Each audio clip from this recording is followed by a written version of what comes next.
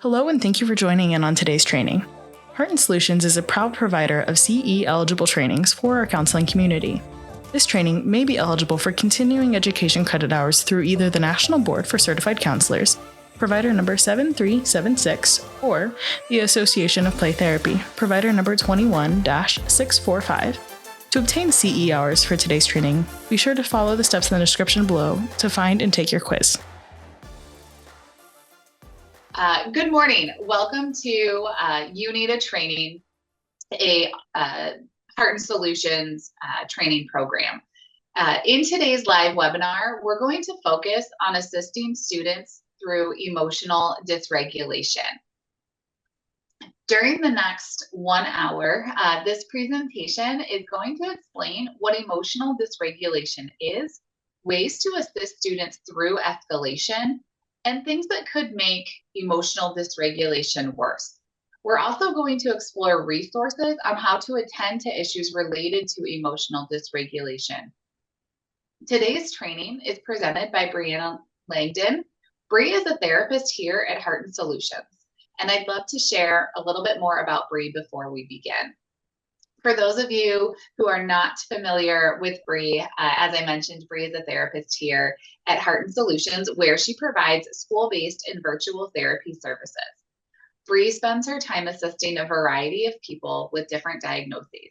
She is especially passionate about working with children and adolescents with trauma, attachment, adjustment disorders, relationship stressors, anxiety, depression, mood disorders, impulse control, disordered eating, grief and loss, adoption and parenting difficulties, and anger management. She uses a person-centered, strengths-based approach to assist clients in overcoming their current struggles so they can be their best selves. Some of Bree's experience includes working with individuals with disabilities, being a sexual assault advocate, as well as a BHIS caseworker, working in the area of substance abuse and use, and doing multiple therapy internships. Bree is an incredible asset here at Heart & Solutions and with the students that she works with in a school-based setting. And I am so thrilled to be able to have Bree present this training today, during which, as I mentioned, we're going to learn about emotional dysregulation. And as we do that, we're going to spend some time learning about how our brain functions and what brain functions lead to dysregulation, as well as understanding some healthy ways to support students and clients that have escalated, and also understanding things that can make a situation worse when a student is upset or escalated. So lots of very important information as we work through today's training. Thank you for having me. This is my second time presenting this one, so hopefully it goes smoothly. I think this training would be good for a pretty wide variety of people. I think parents, it could be helpful to kind of understand the process their kids go through, not only at school, but also at home when they escalate. Teachers and staff understanding how they respond to a child can have a huge impact on if they escalate more or are able to kind of come down from that. And as well as therapists and other people working with these kids, kind of just understanding the whole process that they're going through and being able to maybe talk to those staff or the child and even helping them advocate for themselves a little bit. This is what I need when this happens, stuff like that. So absolutely. I was going to say, yeah, for all of our counselors and social workers attending today, not only being able to gain knowledge for themselves and the work that they're doing with their child and adolescent clients, but being able to utilize the information they gain today to provide some of that psychoeducation for parents, caregivers, teachers, even providers who aren't working in the school, right? Some of them are like, well, I'm not a school-based provider. They're coming into our office with a lot of things that have happened at school, and they're presenting to us with a lot of situations that may be impacted by those interactions and situations at school. So very helpful information for all of our providers, for themselves and the families and community systems they're working with. Yeah. So first slide, I kind of started off with different triggers at school. And I think some people don't realize the extent of some of those things and how impactful they can be on kids, but also that every kid is different and responds to all of these things could affect somebody completely and they shut down or escalate, or could have no impact, just depends on the kid. So a huge one would be people. So other students being loud, maybe some bullying, different things like that could cause a kid to escalate. Teachers raise voices, or sometimes even a kid assuming or interpreting a teacher as being stern or something like that. They might not even have a raised voice. And then other behaviors. So if another kid is escalated, upset, yelling, something like that, it could cause more students either to escalate as well or totally shut down, which is another form of dysregulation. Places like a loud lunchroom, gym class can get loud, bathroom, it could have anything to do with that student too. Maybe like they have to go into the closet to grab toys or something like that, but that confined space is a trigger. There could be a lot of different places that could be difficult for students as well. Things like reminders of trauma or negative memories could cause a student to become dysregulated, as well as all of those senses, smells, sounds. A lot of the students that I work with end up getting pretty overwhelmed with whether it's loud or certain sounds, repeated sounds, different things like that can impact them a lot. Words, harsh words, or even words you wouldn't even think of could impact different kids. And then the harsh lighting in schools can also cause people to struggle. So any other things, like I said, every kid is different. So anything, if they have sensory issues or different random traumas, they have negative experiences with certain things or people in the past, those things can all cause them to be triggered throughout the school year, throughout the day, a lot. Yeah, I think that's such a great reminder too, that these can be very, very varied, right? And what may impact one student may not impact another, and vice versa. And things that adults may have kind of identified coping skills for, or may not be impacted by. And so validating those sensations and those experiences, right? Of, okay, this doesn't sound loud to me, right? But this sounds loud to this student, and really giving that validation as you know, as they're explaining their situation and their experience in an environment.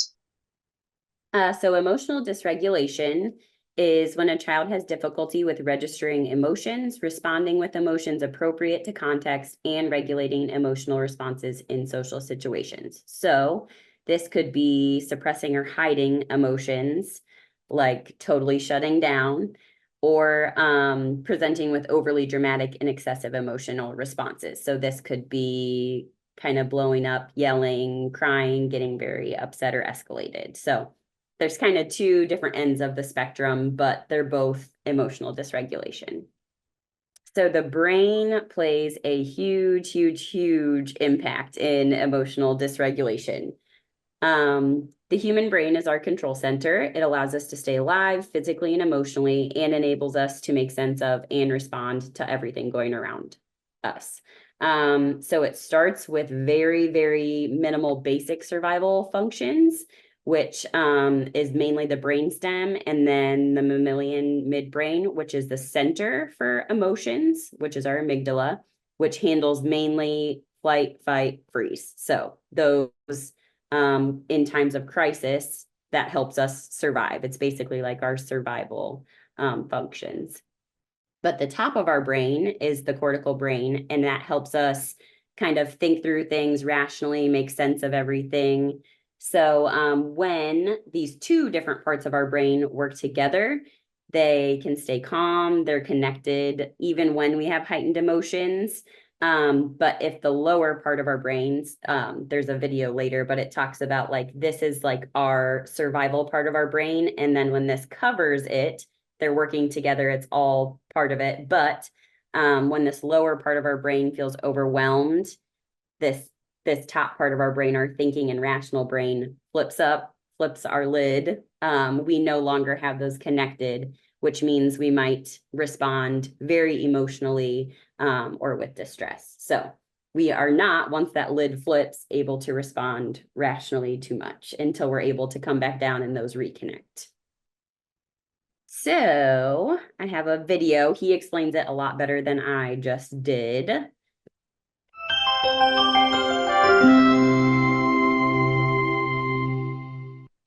There are studies that everybody should know about that I summarize with the phrase, name it to tame it. So if you're really agitated, you're frightened of being rejected again, or you're really upset with what happened, or you're angry or whatever, in Maria's right brain, I can tell you there's, in addition to right and left, there's, now please excuse these incredibly simplistic statements, but there's an upstairs brain and a downstairs brain. Now, I'm fine with that for this parenting book, but believe me, my other foot is in science, and the scientists would see that and go, what?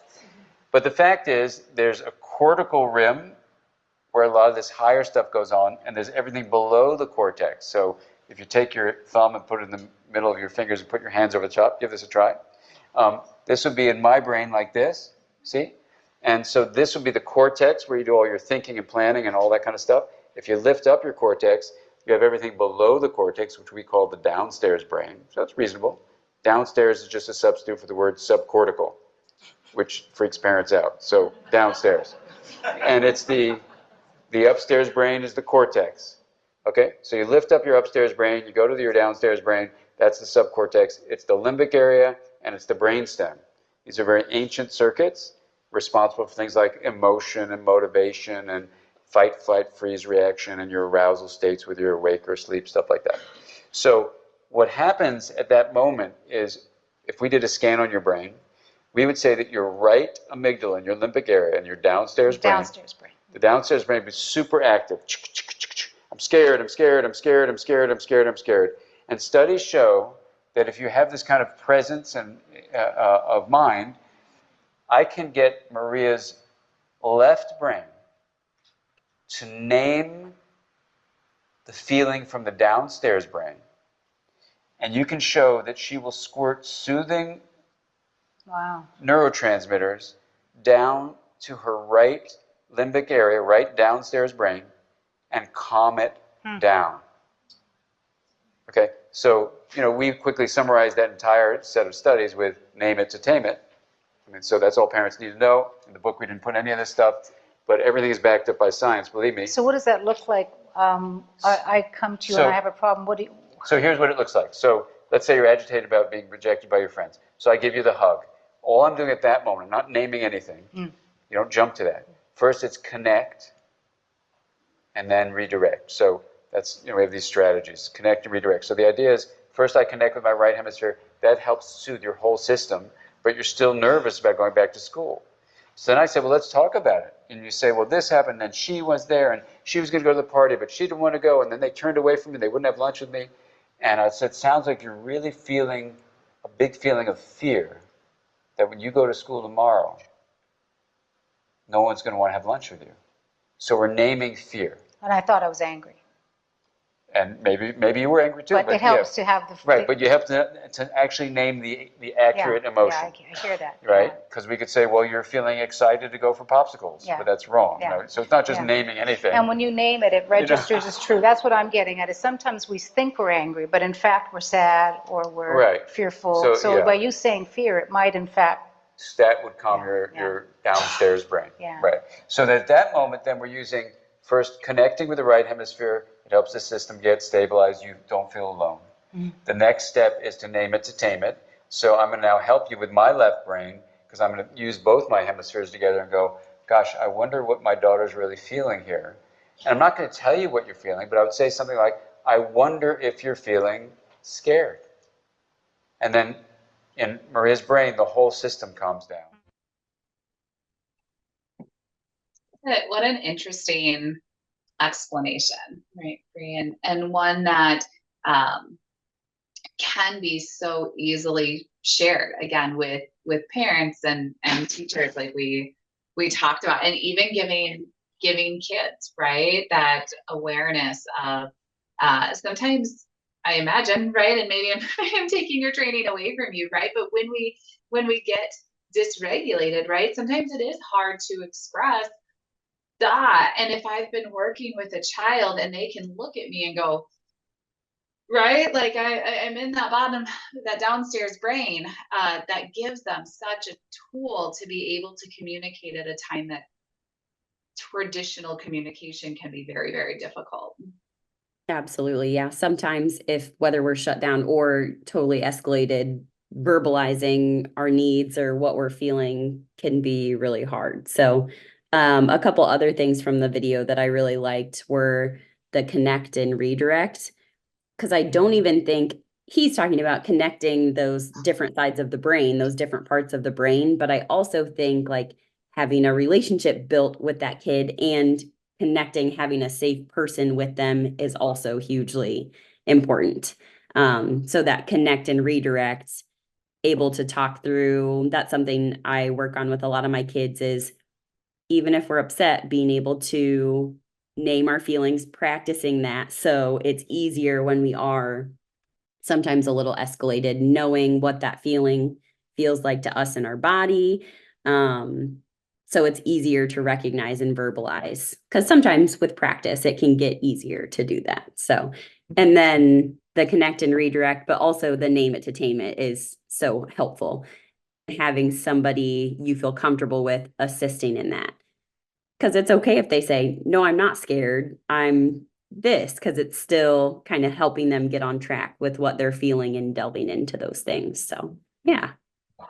For those of us in the clinical setting, right, like, we're not necessarily doing a feeling reflection, right? In these moments, it's not, you're sad, you're scared, you're angry. It's naming that feeling, but giving that child, right, some autonomy over that feeling to come to that conclusion. And I think what was really helpful about seeing that play out in the video is even his partner there, was like, but I told you I was angry, right?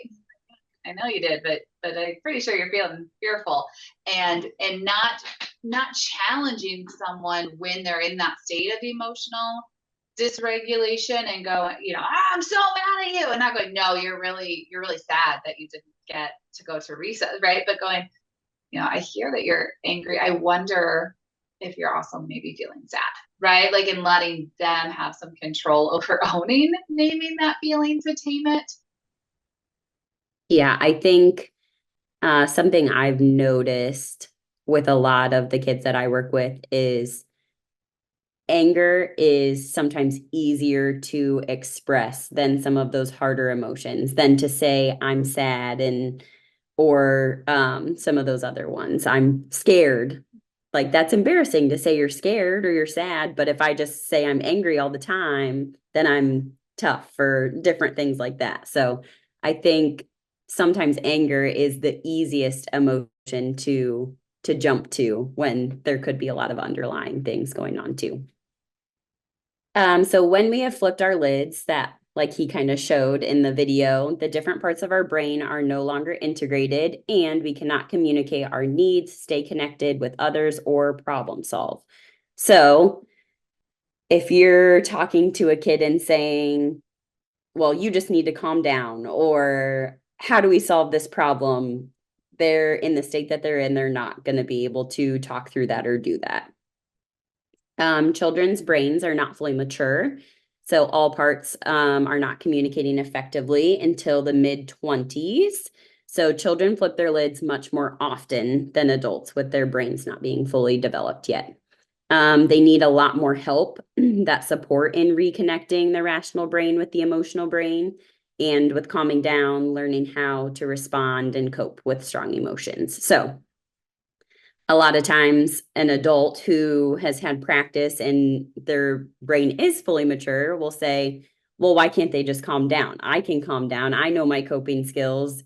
They just need to figure that out. But a lot more goes into it with their brains not being all the way mature and not having as much practice or experience dealing with big emotions and how to deal with those in a healthy way. So how to support students when they have flipped their lid, kind of going back to the video, that name it to tame it, and also that connecting and redirecting can be super helpful.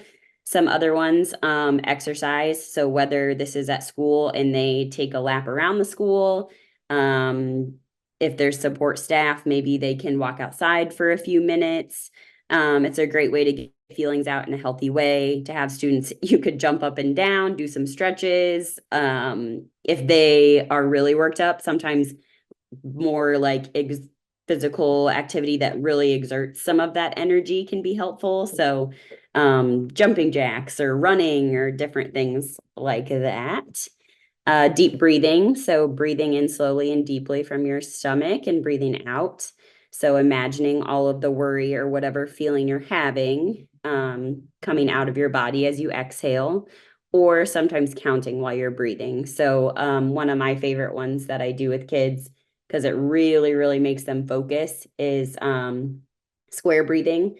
So you breathe in for 4 seconds, you hold for 4 seconds, breathe out for 4 seconds, and then hold again for 4 seconds. So the focus on breathing when you're holding it, when you're breathing in and out, and then also the counting to 4 each angle kind of uses a lot of your body and brain to focus on that versus whatever was upsetting them.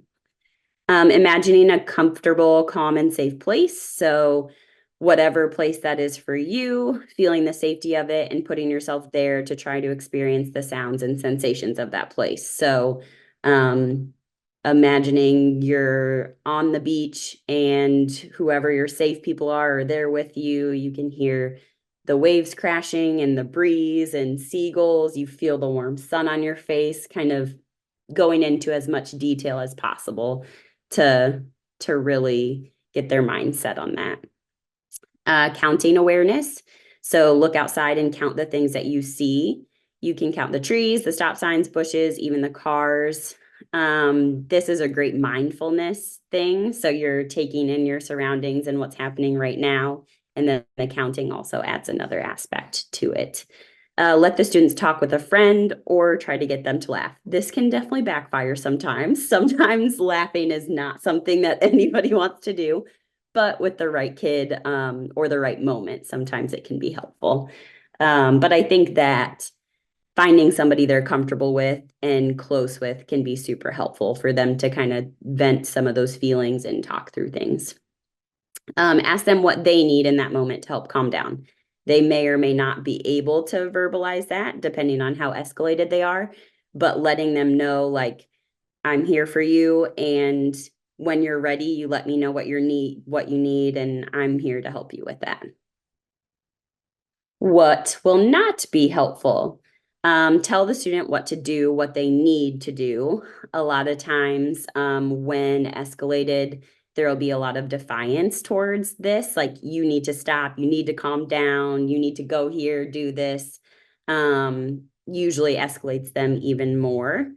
Telling them what the consequences will be. Again, when that lid is flipped, they're not rationally thinking about consequences. They're just thinking about however they feel in that moment.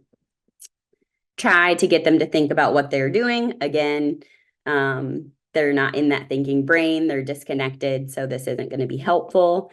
And then have them make decisions. So they will not be in that problem solving thinking part of their brain. So making decisions isn't going to be super beneficial, I guess. A big part of this one, I think, would be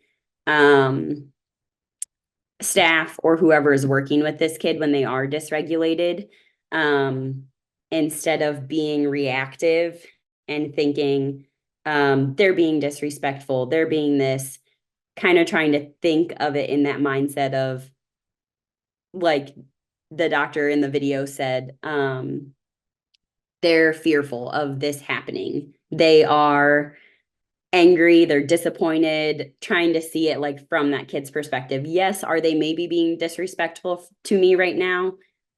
Yeah, but it's because of this other stuff going on, and they don't mean it. They're just trying to work through this themselves. So instead of being reactive, more taking a minute, trying to understand where they're coming from, and then focusing on some of these things, like what is going to be most helpful to that kid right now.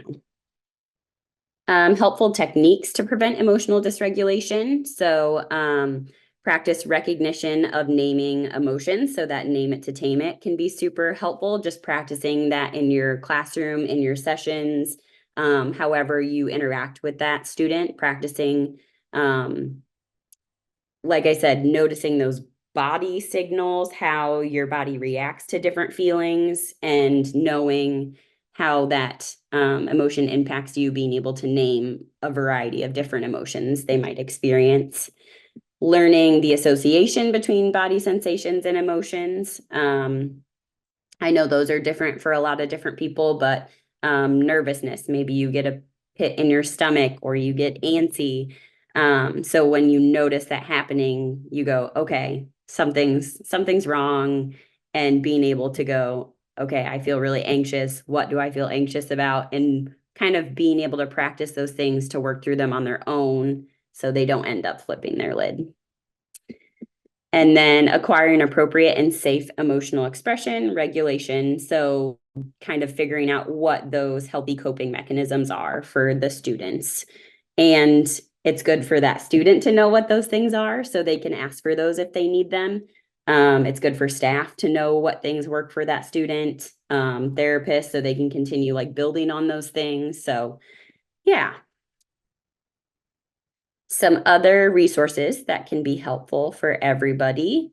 So the guy in the video is Daniel Siegel, and he and his partner wrote The Whole Brain Child, which I read a long time ago. It's very insightful, helps parents and everybody understand kind of some of those things that kids go through.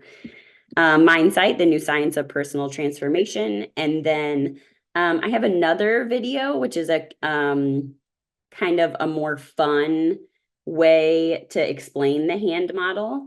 And it's for teaching kids about flipping their lids, emotional dysregulation, in kind of less scientific terms for them to understand. So, hi, I'm Jeanette, and I'm going to teach you what's going on in your brain. And let me tell you something, it's not just going on in your brain, it's going on in all of our brains.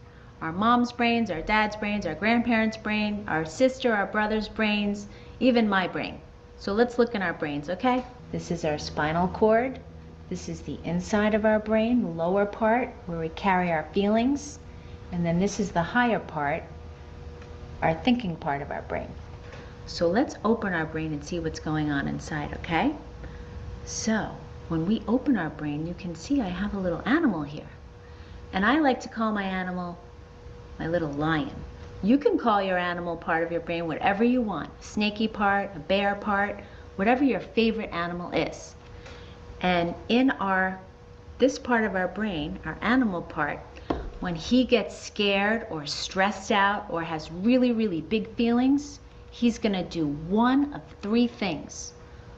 One of the first things he might do, what would an animal do if he gets scared or stressed out? Do you know?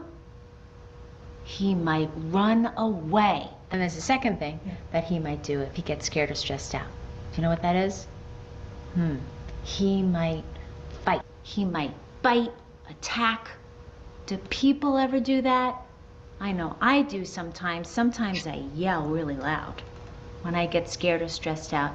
Sometimes that happens to all of us. And there's a third thing that our animal part of our brain does when we get scared or stressed out. Do you know? We freeze. We don't know what to do. We feel helpless, hopeless, and we just stay there. And we have all these big feelings and we don't know what to do. We can't think. That's what happens.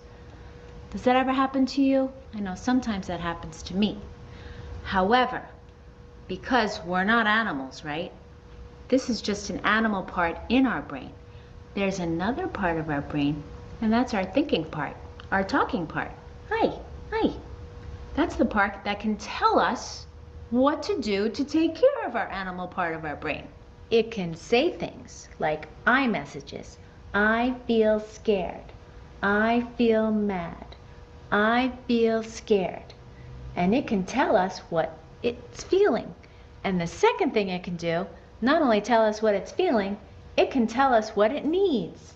It can say, I need affection. And affection is I need a hug. I need a kiss. And we can ask our parent or whoever is taking care of you to get that need met. And your parent or whoever's taking care of you will give that to you. They may not always give you what you want, like an iPod or an iPad, but they'll give you a hug or a kiss. And there's another A, which is a need, that you can ask when you're having a feeling, and that is, I need attention. And attention is I need someone to listen. Just hear me. You may not get what you want, but you'll get your mom or dad or whoever's caring for you. They're listening, ear, and they can hear you. And there's another need, and that is you can say, I need alone time, or I need a break. I need to take a walk because I'm having really big feelings. And that's a need too. And you can ask your mom or dad or whoever's caring for you and say, I need a break. I need some alone time. And you can go do that. And that's the third A. And there's another A, and that is, I need appreciation. And do you know what appreciation is? It's somebody telling you you're doing a good job. And we all need that. I know sometimes I need that too. When we can name it, we can tame our animal part and give it love, safety, and feel secure. And we can all do it, and I do it, and I know you can do it. So good luck, and I'll see you soon.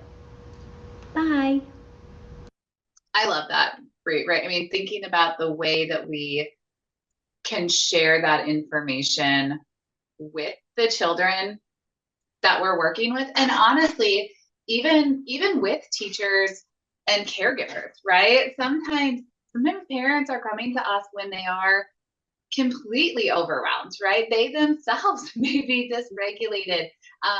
We often, and we didn't get into it a lot today, right? But often when we are working with families, we see a lot of kind of mirroring emotions, right? And so the child becomes dysregulated, and now you've got mom or dad or grandma, right? Who's like, now we're dysregulated, and we're both trying to make these executive decisions when the executive part of our brain is turned off.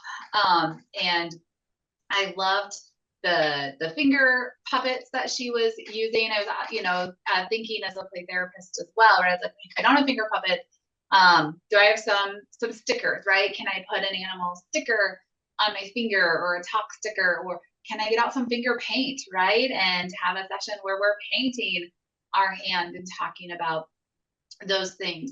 And so, yeah, really being able to give that information in a way that feels manageable, and thinking about fight, flight, or freeze from an animal perspective, right, can take away some of those feelings of shame and blame that we have when we react as expected, right? When we go into those response modes, and somebody's like, you're a bad kid because you yell a lot.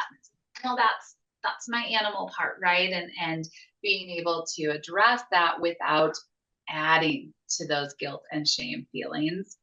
Yeah, I really like that one, because not only is it easier to understand, but it also makes it a little bit fun with the animal. I've had students that are really creative be able to draw whatever their animal part of their brain is, which can be really fun, because sometimes it is just a lion, sometimes it's a half dragon, half something, and they get to be really creative, and then that they can tape that or hold that on when we talk about the whole process. So that can be really fun.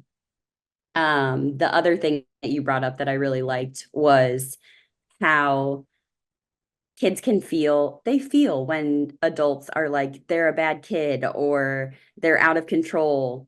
And I've had kids say to me, like, I can't control myself. I'm out of control. I don't know what's happening.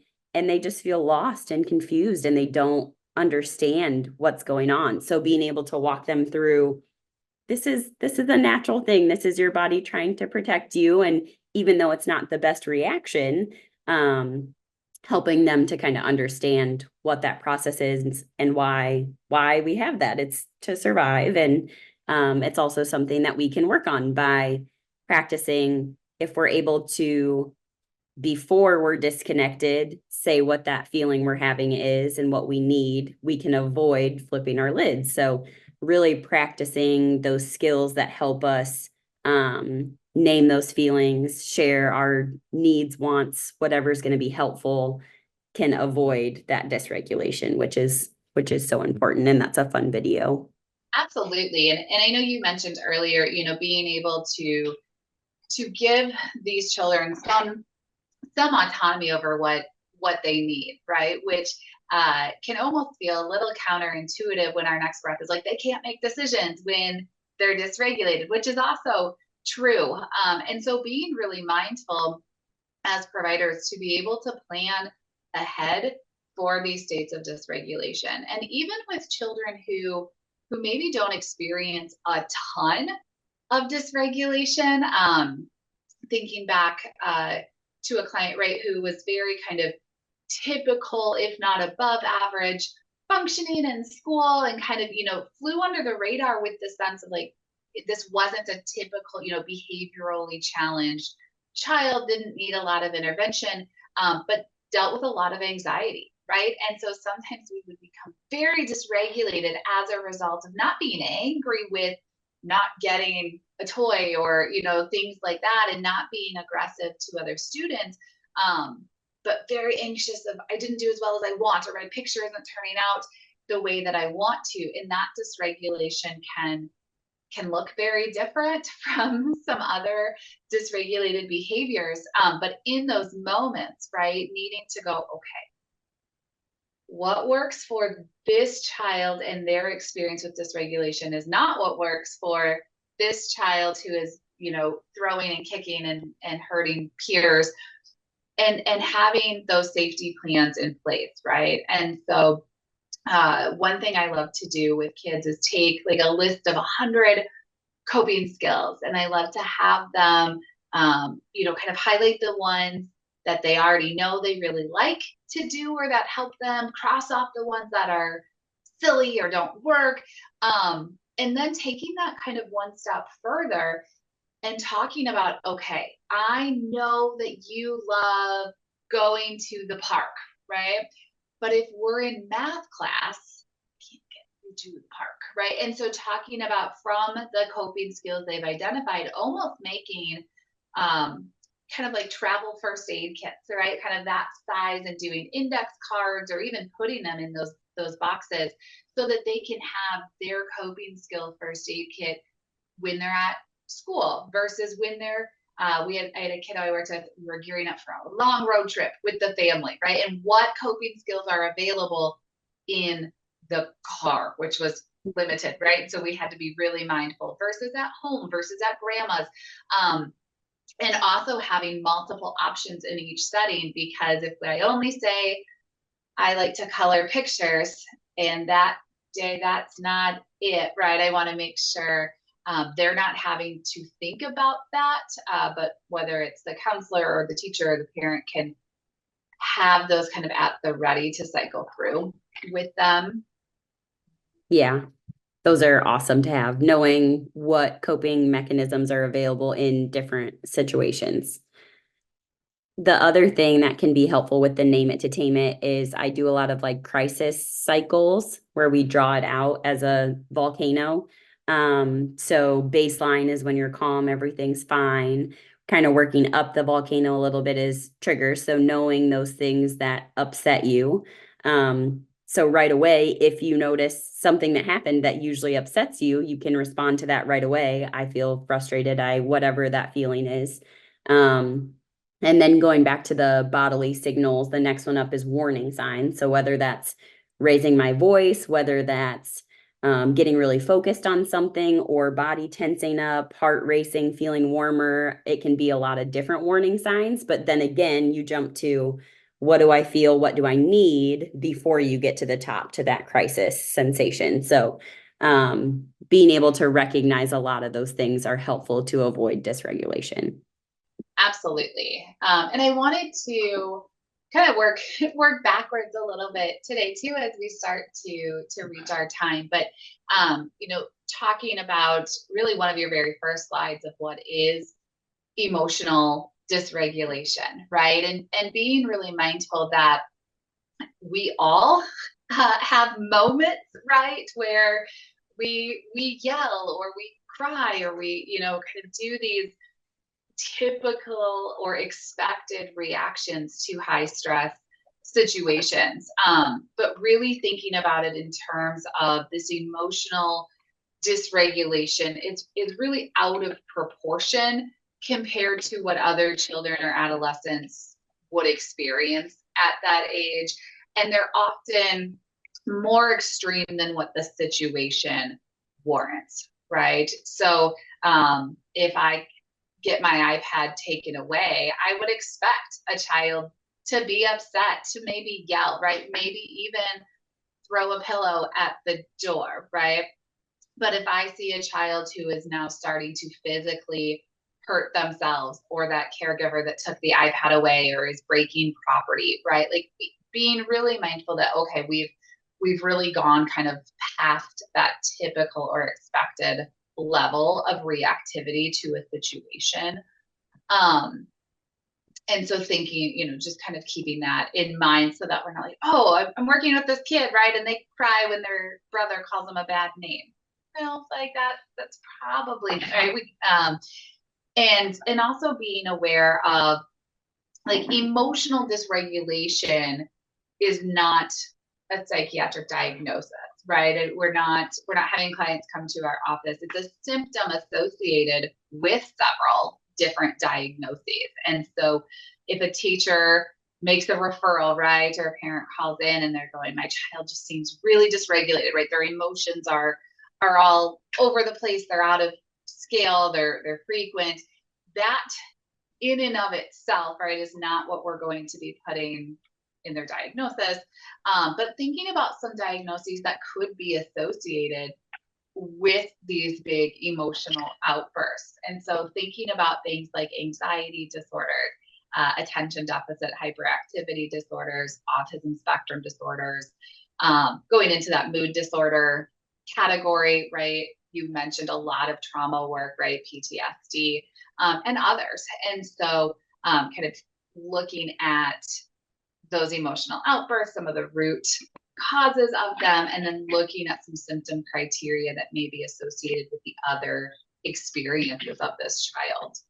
There's some resources for different things that I used in the presentation. So wonderful. Yes. And all of the videos, all of the resources, these are going to be linked in the show notes.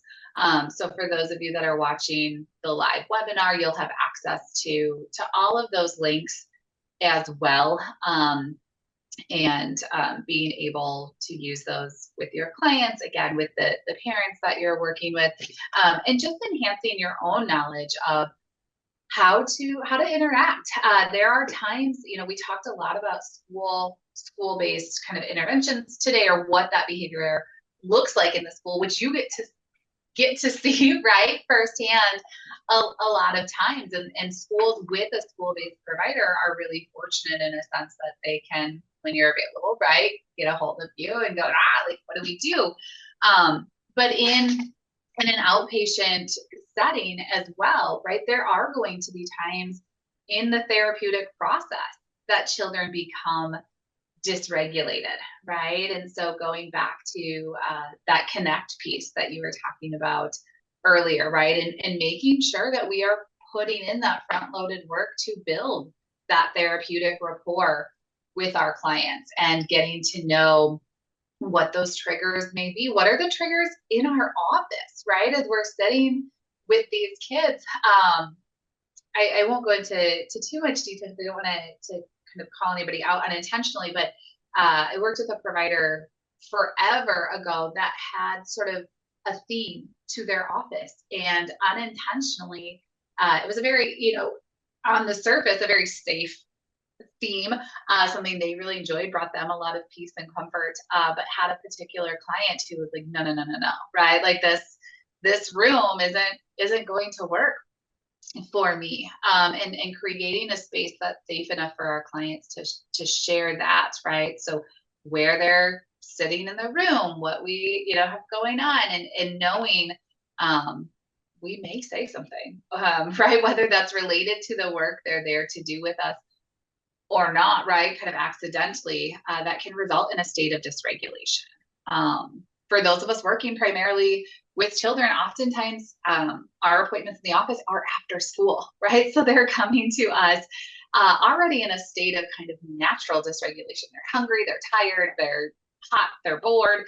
And now we're asking them to do this really difficult therapeutic work. And so, as you've talked about today, being ready to go, okay, like what is this client's warning signs? Are they, if they fidget, right? Should I be prepared to have some tools on hand? Are they a kid who shuts down? Are they a kid who needs some extra this or that? And so being really aware that emotional dysregulation isn't just the put your shoes on before school fights. They can be, right? But that they can happen even in traditionally kind of safe settings as well. Anything else, Bree? You've given us some really great information today. No, I think that's it. I appreciate you helping me out and hope everybody gets some good information out of the presentation. Absolutely. And Bree, we are so fortunate for you, right? And as I mentioned, the school that you're with is lucky to have you. And you are doing another training with us in the next month or so on extending empathy. And so if you guys want some additional information about working with children, particularly in the school setting, please make sure that you join us live or track down the recording if you're watching this one as a recording on how to extend empathy in the school setting and the impact that can have on staff at the school, the children attending the school, and really just a nice overview of why empathy is important in the school and how we can show it, and ways that we can kind of check in with ourselves in that capacity as well. So really looking forward to that one. As I mentioned, all of the resources will be referenced in the show notes. Please make sure that you are completing your CE quiz and the evaluations. You have Heart and Solutions contact information if you have any issues with that. But Bree, thank you again. Thank you to all of those who joined with us today. For all of you watching this as a recording, thank you so much for your support, and don't forget that you need a training. Thank you for joining in on today's training. We look forward to having you join us again. Heart and Solutions is proud to provide CE-eligible trainings for our counseling community. This training may be eligible for continuing education credit hours through either the National Board for Certified Counselors, provider number 7376, or the Association of Play Therapy, provider number 21-645. To obtain CE hours for today's training, be sure to follow the steps in the description below.